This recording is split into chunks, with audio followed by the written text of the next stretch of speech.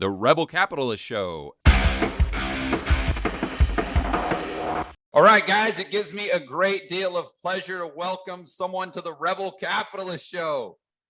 He's here. Finally, one of my favorite thinkers on the entire planet, going all the way back to 2014. I first started listening to him when he was on the Peter Schiff radio show, and now I listen to pretty much every single podcast that he puts out. His name is Tom Woods. Tom, welcome to the Rebel Capitalist Show. I'm glad to be here, George. Well, the first question I have for you, because I listened, like I said, almost every one of your episodes, and recently you've been talking a lot about COVID and the lockdowns and how we should really think this through from a standpoint of, libertarianism and personal freedom. And I just spoke with Bob Murphy, and one of the questions that I asked him about is why are principles, especially when we're looking at things like this, so important? And if just to make the question more specific, you get a lot of politicians that just kind of test the wind in whichever direction it's blowing. That's what their stance is on a particular position. But you've got someone like Ron Paul, who is very principled, and it wouldn't matter what position it was. It wouldn't matter what or how popular or unpopular his stance was. He had that North Star. So why do you think principles are so important? Well, let's give a practical reason. Right now, if it hadn't been for people with principles, there would be no alternative to the mainstream narrative. And so everyone would be buying into the idea that Dr. Fauci saved 2 million people, and the only reason we have outbreaks is because of people's quote unquote bad behavior. And if only they would listen to the public health establishment, this thing would have gone away, and all the rest of it.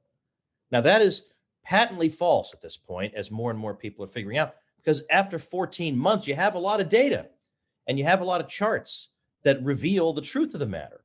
But if we hadn't had people who from the beginning were going to be skeptical of these demands that were being made of the public, then it would be this, everyone would be of one mind. And that would be extremely unproductive. Who knows what they would have gotten away with if there hadn't been any resistance at all.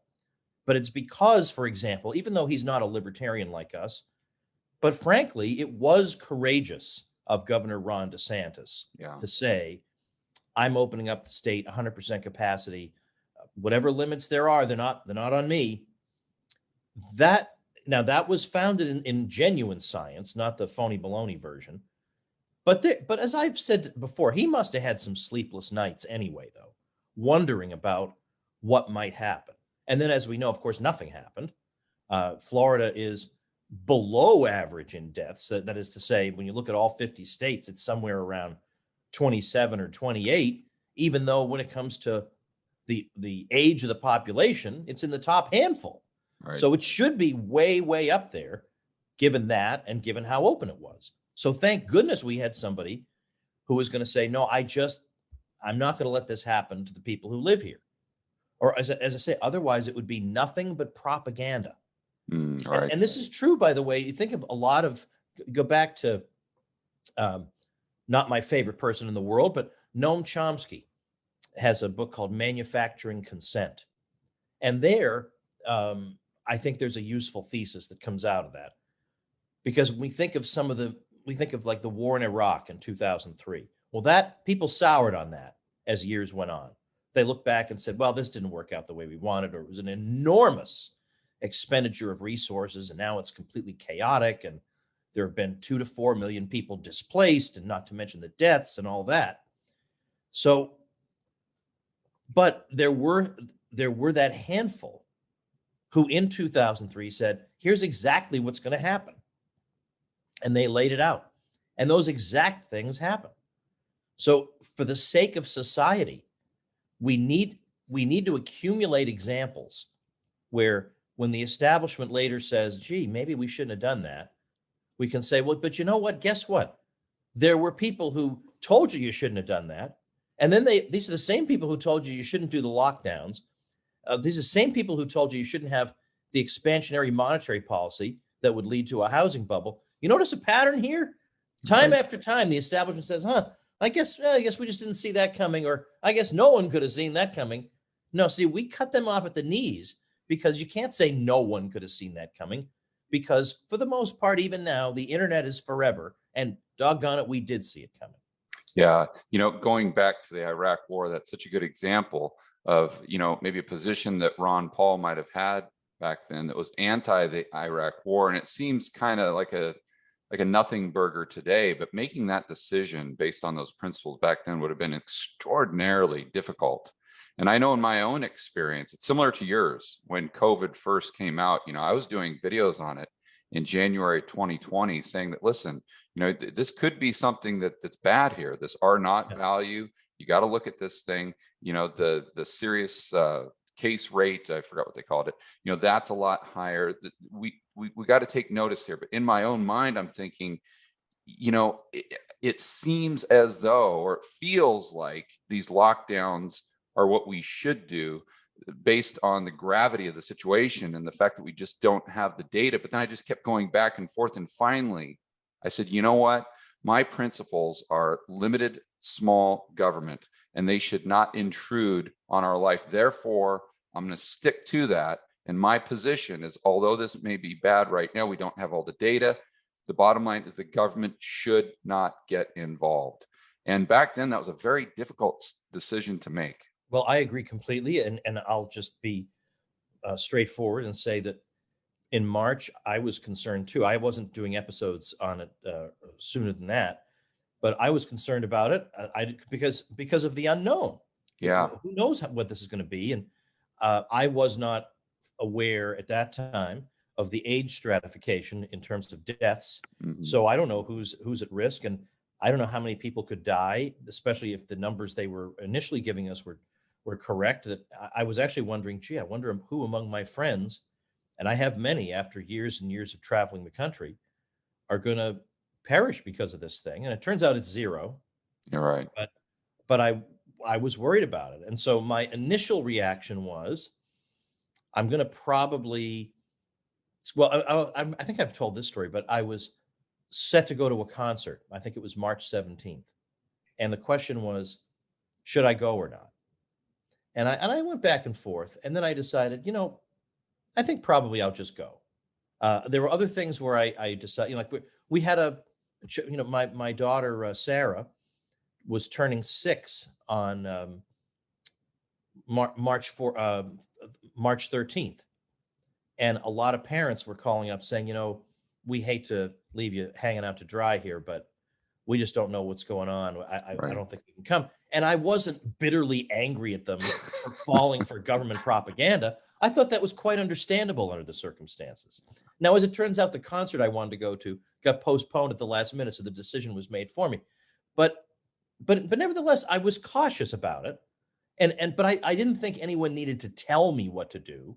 That's I thought, the point. if I perceive this to be a danger to myself, why would I do it? I don't need the government to tell me that if I go, I don't know. Well, I'm trying to think of risky behavior. So I'm thinking of skydiving, but I don't want all the skydivers to write to me and say, actually, it's extremely safe. Okay, I'm sure it is, right? But the average person thinks it's a risky behavior. I don't need the government to tell me that. I can tell jumping out of a plane probably carries its risks. Likewise, walking around during a pandemic, I get that there are risky things out there, but I'm probably best at balancing those risks. And the thing is that what's happened with what we laughingly call the public health establishment is that, of course, they've acted as if there's only one threat in the world. It's all Right. COVID. Right. Now, 45% of the deaths in the US have occurred in nursing homes. I don't live in a nursing home, and maybe I will someday, but I don't now. And a lot of the other, now they've just done an audit saying that at least 1/3 of the child deaths, or I can't remember if it was hospitalizations or deaths that were attributed to COVID, actually had no connection to COVID whatsoever. Now, we all knew that had to be the case, and it turns out it is. They're now admitting, the USA Today admitted that. But there are other concerns that you can have in your life. I don't want my family completely isolated.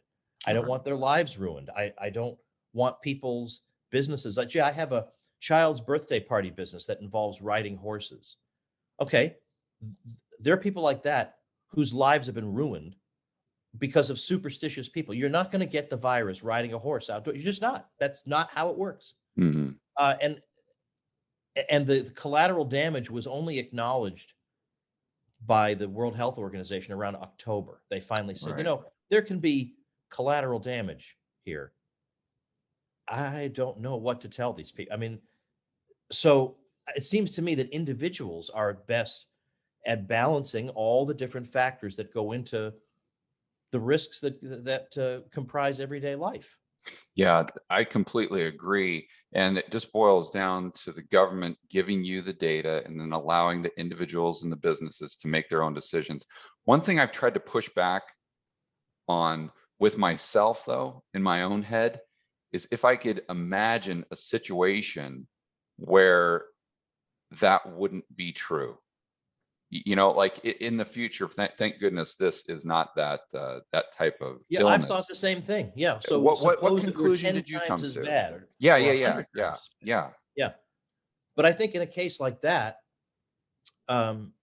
if you knew that it was 100 times as bad and people you knew were dying and it's happening everywhere and all over the world, you would probably adjust your behavior accordingly. Right. I mean, you even then, who in the same way that you decide every day, you look in your car and you notice the speedometer, you notice that most of the speedometer is illegal. Like you can go up to like 80 on some roads, but yet I have the capacity to go 180. I don't know when I would use this. Right? So you have the option every single day to get a thrill by doing that, and yet you never do. Right. And no one has to tell you. Again, I think we would manage it. But what's weird about this COVID thing, and I think they don't fully get it. As confident as the public health announcements and guidelines have been, they don't understand it 1/10 as much as they think they do, or as much as they want to. Because there are episodes that should have, if the logic of COVID is correct, should have led to massive outbreaks, and they just didn't. Yeah. So the Super Bowl was supposed to be a series of mini super spreaders, according to Dr. Fauci. Numbers continued to fall after the Super Bowl. Same with the national championship for college football. Cases continued to fall. The Texas Rangers game that was supposed to panic everybody, cases continued to fall. So so some people are going to try to attribute this to vaccines. Mm-hmm. But sorry, that doesn't work, because a couple of those things occurred way before any substantial number of people were vaccinated. Right. So there's something fishy about it. And why doesn't it lead to that outcome?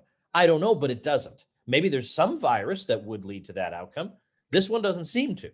So then it makes you ask the question, are we just making ourselves miserable for no good reason?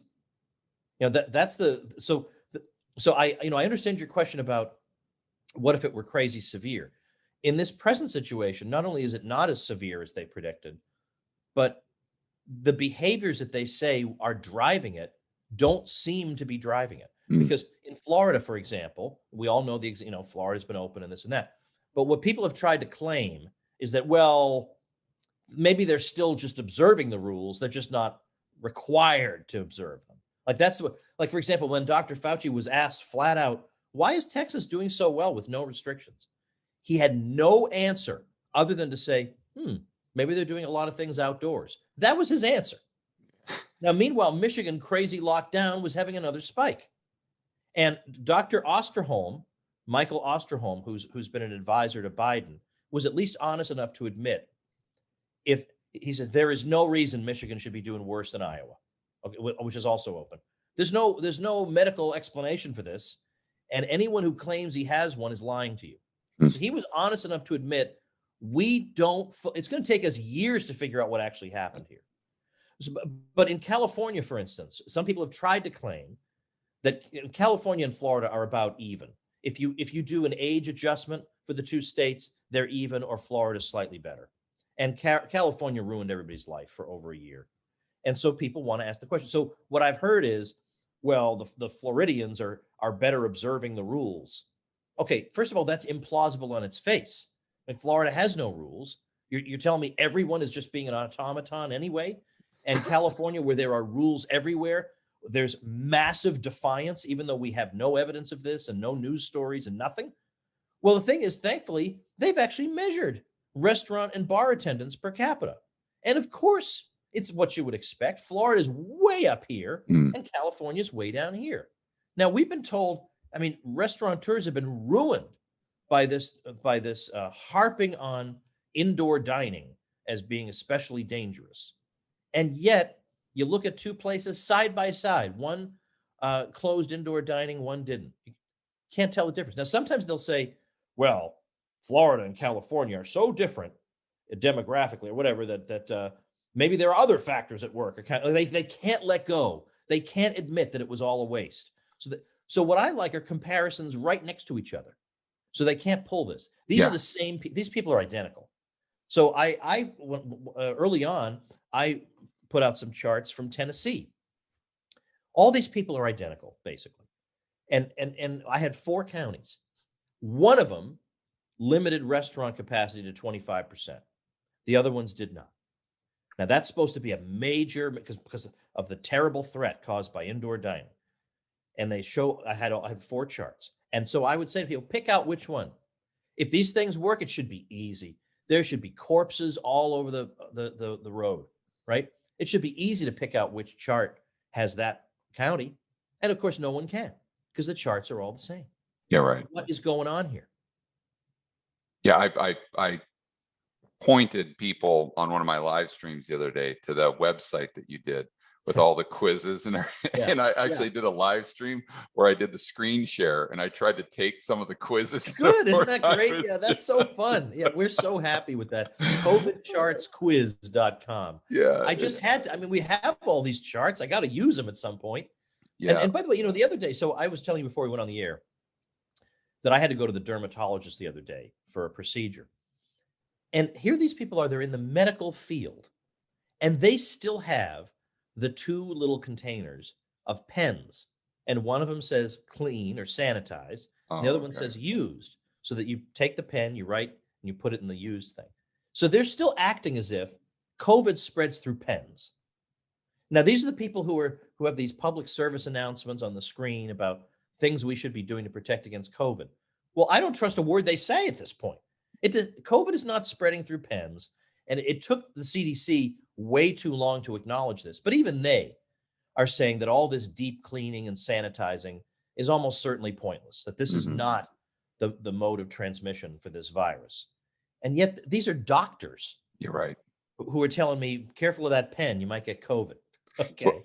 Well, let me give you some good news, because I've been listening to your podcast, the recent episodes where you're talking about going to the Florida Panhandle and how it's significantly different than Orlando. And I don't know if you know this, but I've been in Florida for probably the last maybe month and a half, because I've been trying to find some personal freedom. And so I went out to Sarasota, then I went down to Naples, and I can tell you in Naples, it's 2019. Like what you were describing in the Panhandle, where you go into like a Walmart or a Target and like maybe 60% of the people would be wearing masks. In Naples, it's almost 0%. I mean, anywhere. And to the point where right now I've got a rental place in Cape Coral. And, when the CDC made that announcement, and then Walmart came out and said, well, if you're vaccinated, you don't have to wear a mask. And then Trader Joe's, actually, to my surprise, came out and said the same thing. I was very excited about that. But I went to the Whole Foods that I've been going to here in Fort Myers. And, 2 weeks ago or whatever, you had to wear a mask. They had the guy at the front desk, making sure and enforcing the rules.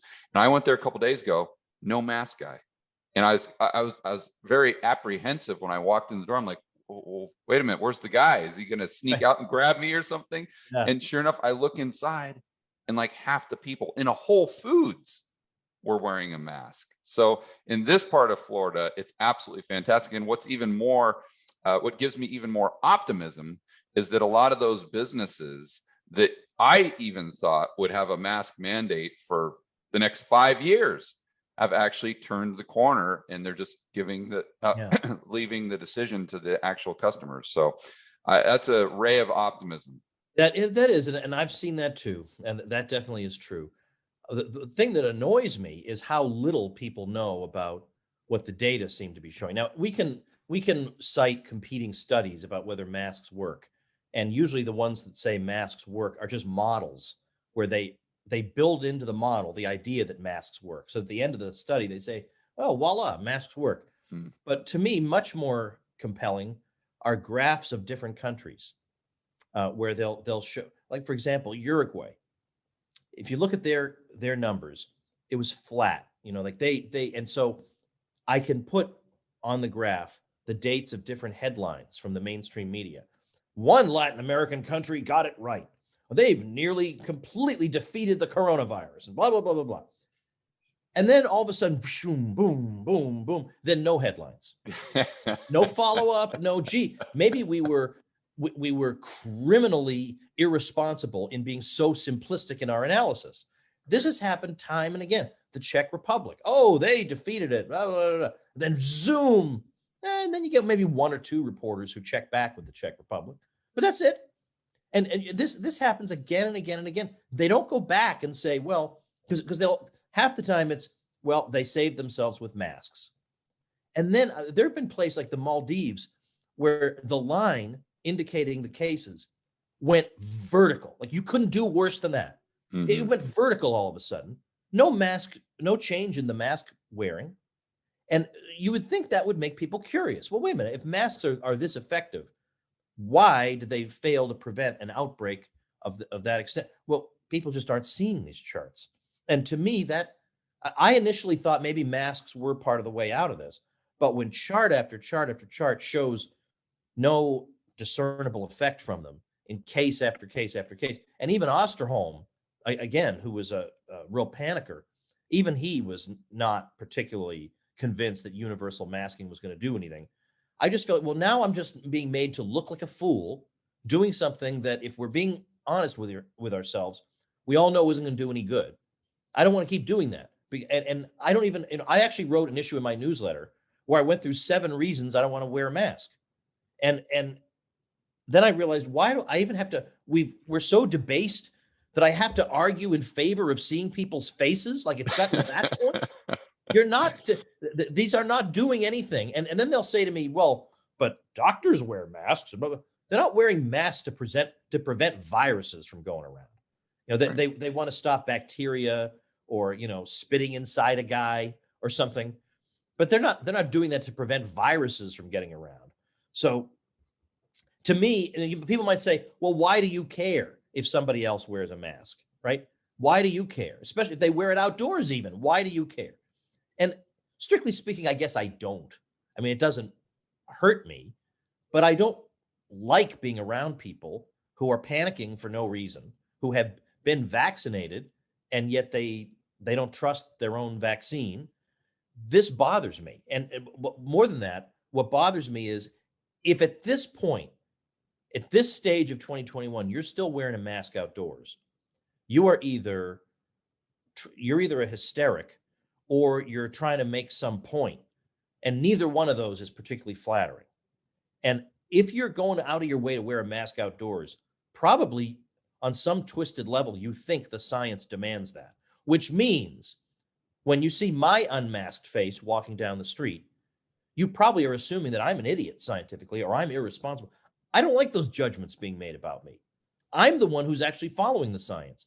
They've now said, the New York Times covered this, there is not one confirmed case anywhere in the world of anyone contracting COVID through any of the normal interactions you have outdoors. You're not going to get COVID because somebody walked by you on the street. You're not. And so these people who scold you and they give you this face and they cross the street ostentatiously when you go by, these people are, I don't know, they're like, let's say they're unscientific. I'll just put it that way. Yeah, but Tom, do you think it has to do with tribalism? About, yes. I can't recall how long ago it was, but I read a hypothesis from a journalist. It wasn't talking about this, but what they were talking about is politics. And interestingly, they're talking about certain cult-like stocks, such as Tesla. And their hypothesis was, back 20, 30 years ago, when we were growing up, religion was a much bigger part of everyday life. And I'm not going to argue whether it's bad or good. It just, it is what it is, right? Yeah. And that gave people meaning. And now, we've moved away from that significantly.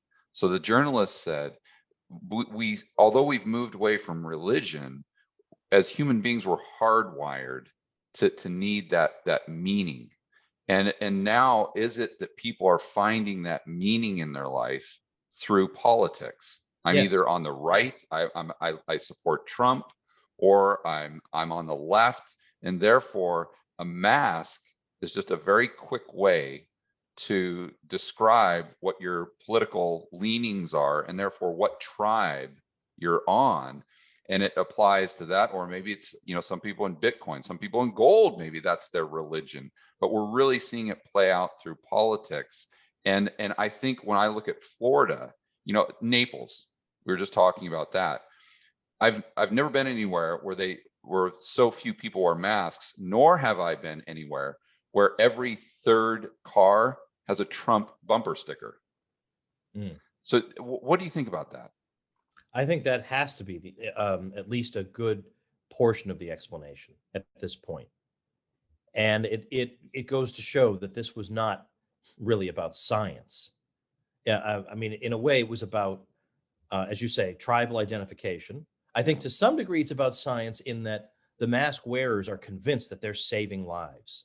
They're saving lives. And so, yeah, if your life is meaningless, then the idea that by sitting home like a bum or wearing a mask out in public, you're saving lives, well, that gives your life meaning. Not to mention the icing on the cake. You get to stand up there and morally hector people who aren't like you and who don't act this way. Well, what a combination of benefits that is. I get to be a lazy bum and save lives and lecture those stupid, backward, superstitious Trump people. Who can resist? So I think in large part that is what's going on. How do you think that social media exacerbates that? And what I'm referring to is this echo chamber that is created through social media and their algorithms. And I know you're talking to the gal, and I apologize, I can't recall her name, but she's up in Ohio. And you guys were trying to figure out, how does this all work, and why are these people behaving irrationally? And what I was thinking, it's just this echo chamber where if the only people you talk to are people that have the same view and listen to CNN, then you're going to feel a much different way about certain things than if you're in a different echo chamber that only listens to Fox News, and therefore so do all your neighbors and all your friends. Well, I think it's intensified the problem, yes, because normally you would be ratified in the kinds of decisions you're making by a handful of contacts. But now you're being ratified in those decisions by a great many people, including every celebrity Yeah, right. almost every politician the CEO of every corporation you've ever heard of. Wow, that's a lot of reinforcement. And then on the other side, because all those people are against you, but that tends to buttress you in the identification you have with those other dissident voices out there. That, wow, we are really surrounded by people who can't stand the sight of us, and I happen to side with those people. But yeah, I mean, and it's so funny to imagine people in the United States talking as if they are oppressed and they're marginalized, and there are all different groups that say they're marginalized. It could be anyone, not just racial groups. It can be heavier people, can be sexual minorities, whatever it is, and they're all marginalized and whatever. And the way I respond to that is walk in my shoes for 10 minutes and you'll see what marginalized is. Because as a libertarian, I don't have every corporate CEO tripping over himself to assure me that he's on my side. I don't have public service announcements telling people about the great merits of being libertarian. I don't have a special month singled out where we all study the history of libertarianism. To the contrary, half the time, if I express my views, if I worked for somebody, my job might be in jeopardy. I would face social ostracism. That's marginalized. And that's an experience none of these people, because I think half the people on the other side of things um, are wearing the mask and whatever because that's what everyone's doing, and they want to be part of the in group. Hmm. Well, if they really had a real taste of what marginalization was, I think these would be the first people to run a million miles away. Yeah, that's a great point. I want to go that direction. Let's go that direction, then I'll circle back to the question I was going to ask you. On a recent podcast, you were talking about if the SJWs, we'll call them, that are out there, what would they have thought of slavery if they Oh yeah. lived back in, let's say, the 1800s, Yeah, the it's so early funny you bring this up because 1800s? I almost went into this just now, and I thought, Yeah, please do, because I thought, I don't know if you were that was such an awesome thought, and you articulated it so well. If you could do that again for my viewers, that would be great. absolutely. I was riffing off a series of tweets by a professor at Princeton named Robert George, and he said that he asks this series of questions to his students. He says something like, "Suppose it's 1835, and you're in the United States.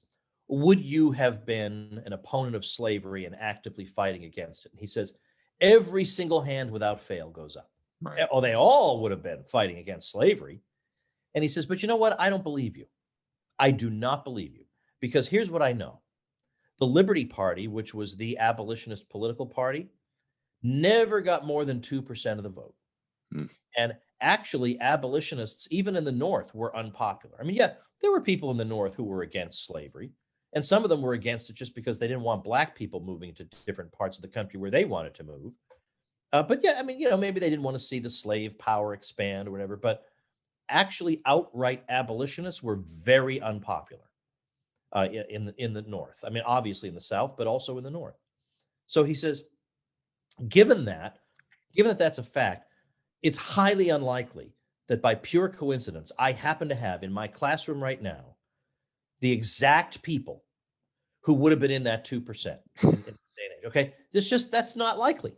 Right. So he says, for you to prove to me that you would actually have been against slavery and actively fighting it in those days, you have to show me today in the here and now some position that you hold that has caused you to lose friends, lose influence in whatever influence you've had, that has caused you tremendous personal inconvenience and sacrifice, Mm-hmm. that you have stuck to, something that is unpopular, an opinion that is not shared by all the entertainment world, by academia, by the popular press. Show me an opinion that you have that meets all these requirements in this day and age, and then maybe I'll believe you would have been an abolitionist. And of course, none of them can, because 99% of them believe whatever every musician thinks.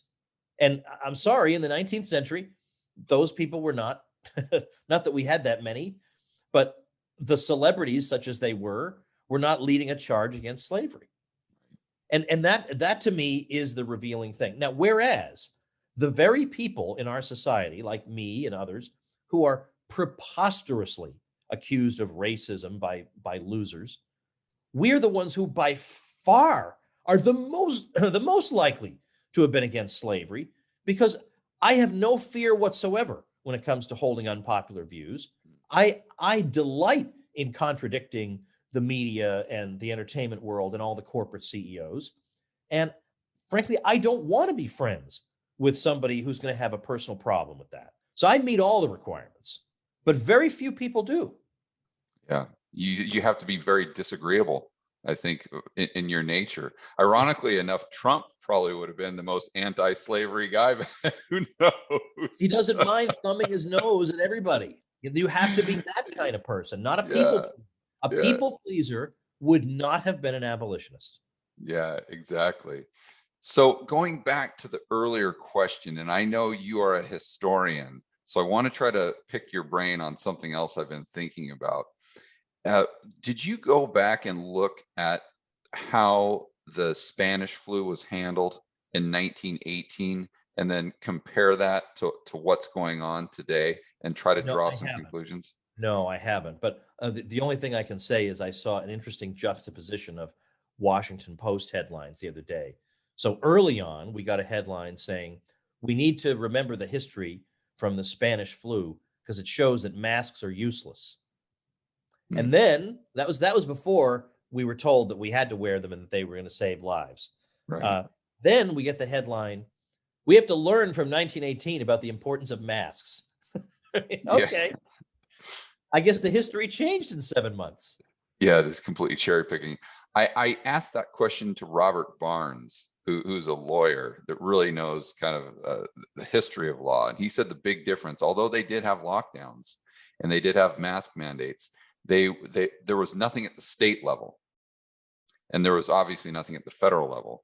It was all just based on what the city wanted to do. And that was the real big difference. And then I don't think they ever required businesses to shut down. They just restricted some of their hours.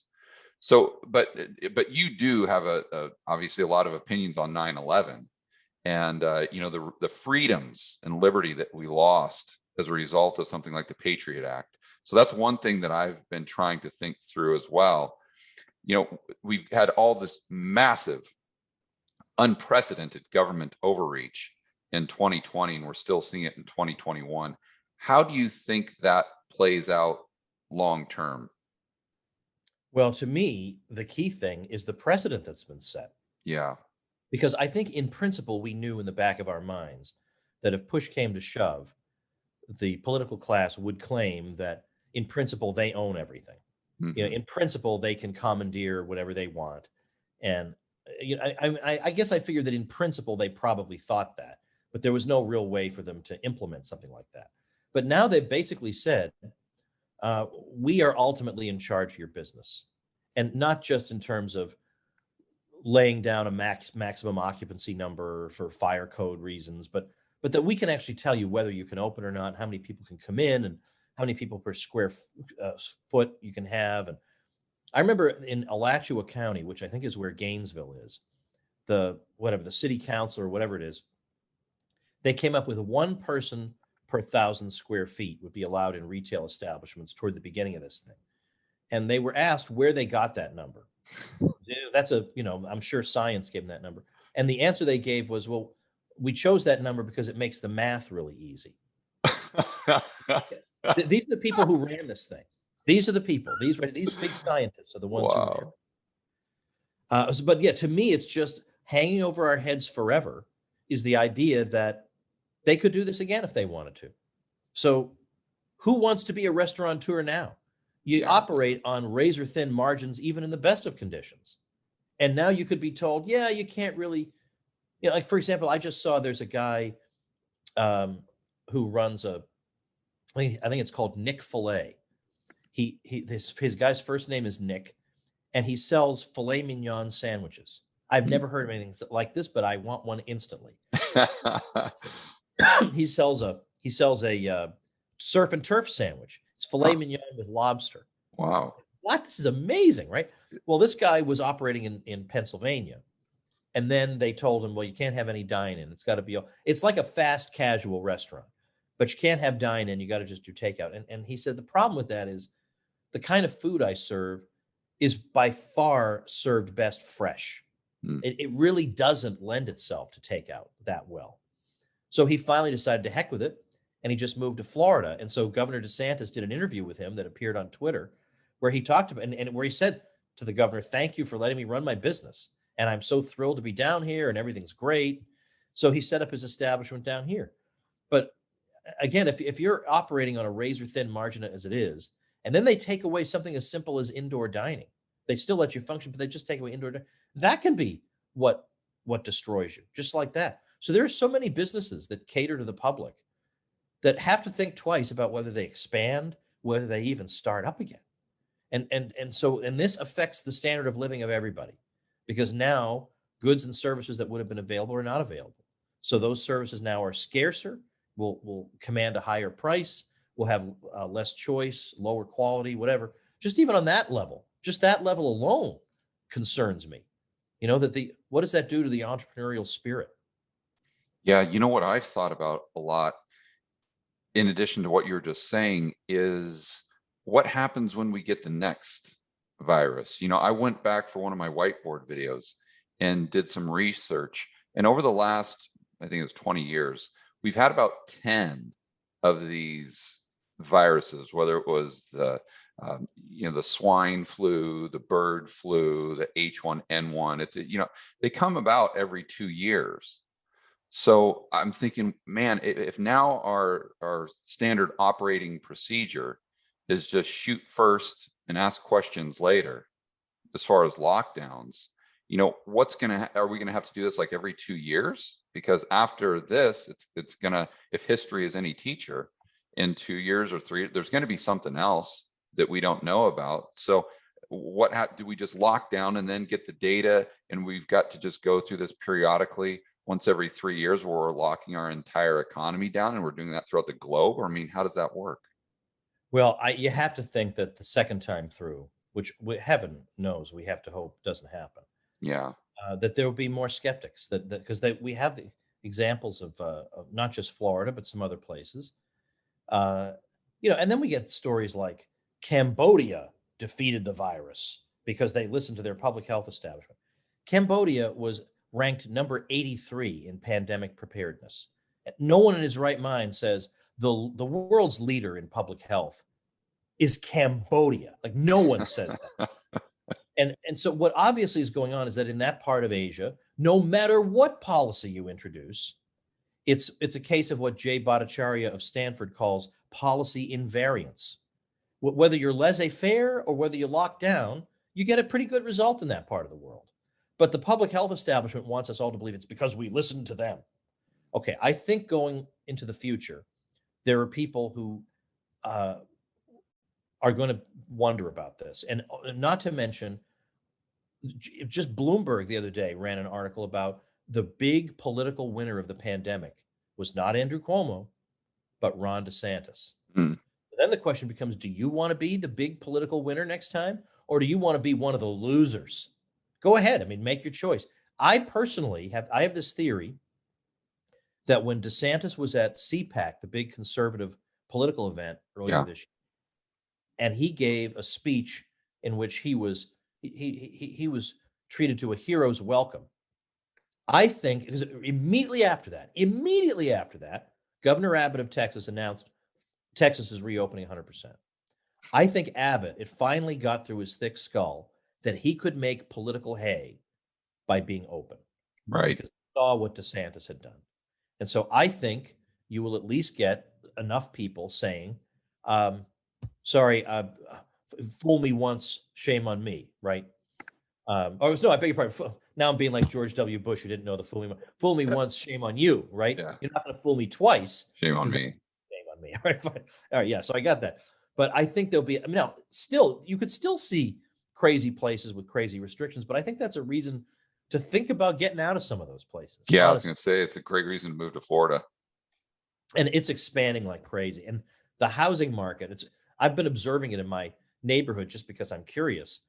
And a house will go on the market, and by the next day, if you waited more than 2 hours to inquire about it, you're out. Yeah. There was a house down the road where 12 offers came in an hour. Do you think and they were all over the asking price?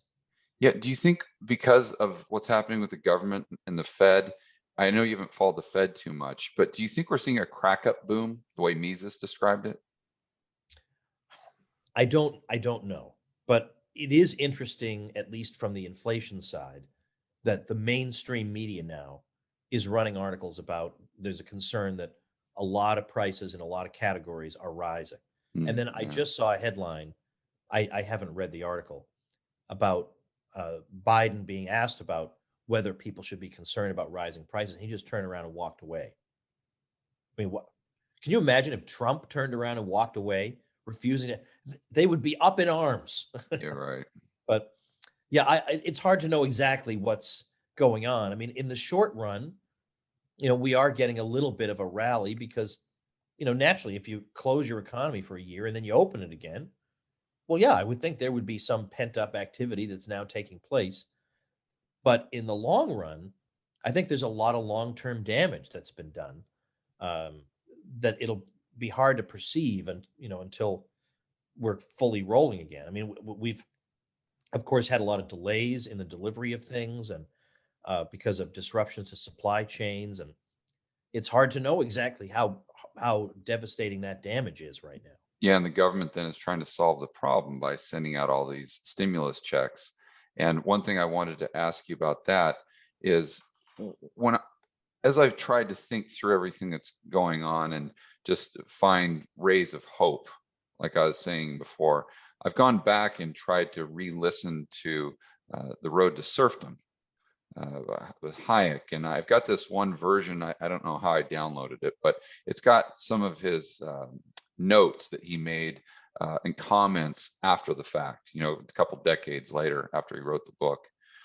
And one of the things he said is he made a distinction between the socialism, the way it's defined, and the way it's used, because a lot of people use socialism more like welfarism, like Right. something like Sweden. And Yeah. he said that although they've got different definitions, if they take you to the same place, they still take you to totalitarianism. It's just that one, if the government owns the means of production, is going to get you there a lot faster. If you're on that welfare state or welfareism, it's going to get you there, but it might get you there a little slower.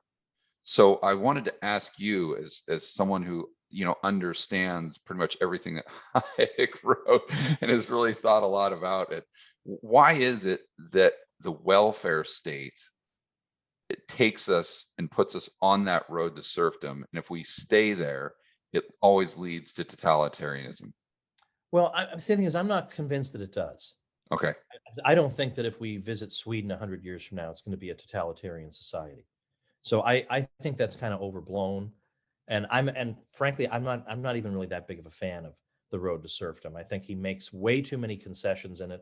And I think a lot of the arguments in it are applicable to a Cold War time, or well, it was written in 1944, but are applicable to a world of states owning the means of production. But Yeah, because I think in the editorial, I think he said he specifically wrote that to push back against the narrative for central planning after World War II, because he felt as though Americans would look at winning the war and be like, "Oh, well, look at how great central planning is. If it works so well defeating the opposition, why wouldn't it work in the economy?" Yes, right. He is trying to prevent the Western countries from having more planned economies, but and that obviously that's a valuable thing, because we saw after World War I the thought that, well, gee, we planned in war because there was a lot of economic planning in World War I. Why can't we plan in peace? And so that became the rallying cry, the ideological precedent for the New Deal, the 1930s. Well, we're just going to take what we did during wartime, and in fact, it really was the ideological framework of fascism, because the thought there was during the war, we left behind all the petty things that differentiate us from each other. So yeah, there are different regions of Italy, and we live and speak differently, but during war, we come together as one, and that's what we want to replicate now in the post-war period, is this idea of unity, and there being one will and a national spirit that we need to summon. And all that is extremely creepy, if you ask me. So yeah, all those things, right? Thinking that we can take what we did to blow things up and use that same kind of approach to build things. Yeah, right. That is a danger.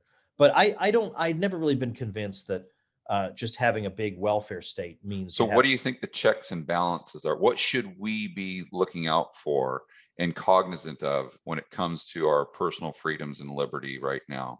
Yeah, I mean, by the way, I'm against a big welfare state, of course, but because to me, what we've seen in this particular crisis is that there's a much bigger danger of totalitarianism that comes from appealing to people's safety and stoking their fears. Right. And that, and so, yeah, the thing we have to keep an eye on is popular compliance and shaming of people who question whether all these things are necessary. I mean, one of the great tragedies of all this is that there are so many invisible victims of lockdown.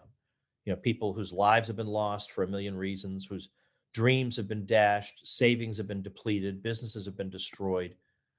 And we can't hear those stories because they don't dare tell them.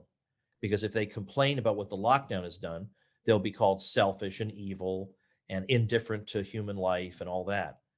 And that is a real danger. So looking at that, to what extent is the public willing to how callous is the public toward victims like this, toward dissident voices? And they're very callous toward dissident voices. And yet it's very often dissident voices who keep your society free. Do you see any parallels with McCarthyism? Well, McCarthy actually was pointing to a real problem, it turns out. We now know, because we have a lot more information than we did then. But the hysteria, Yeah, but if the idea is that it drums up hysteria, well, then certainly we have that. I mean, it's been incredible. I mean, the headlines just about states have been unbelievable. Like the Iowa it was either the Washington Post, New York Times, or the Atlantic. I can't remember which one.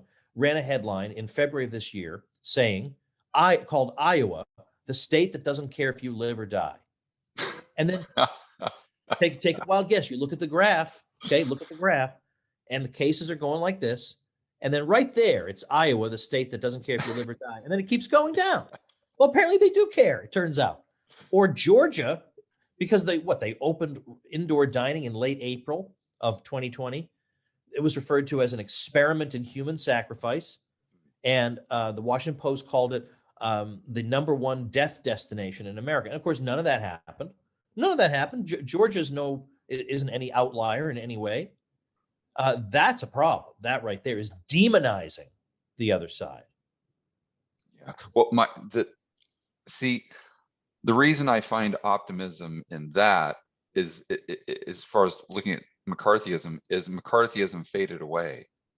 And so I'm hoping that that the COVID hysteria will also fade away as well. I'm just trying to figure out how McCarthyism just kind of gradually went away, or if there was something that was proactively done.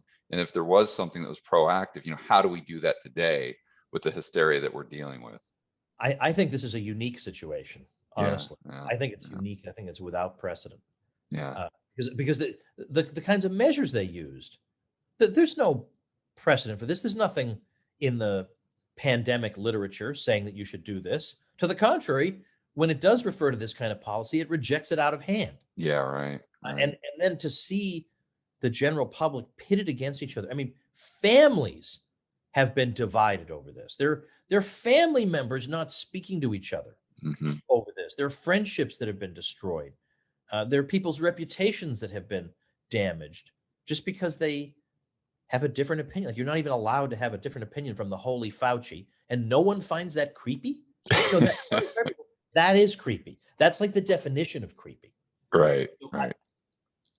Honestly, I think now, one thing that will benefit us is that a lot of people, as I say, I think have continued to go along with some of the outward manifestations of compliance because they don't want to be unpopular and they don't want to be criticized.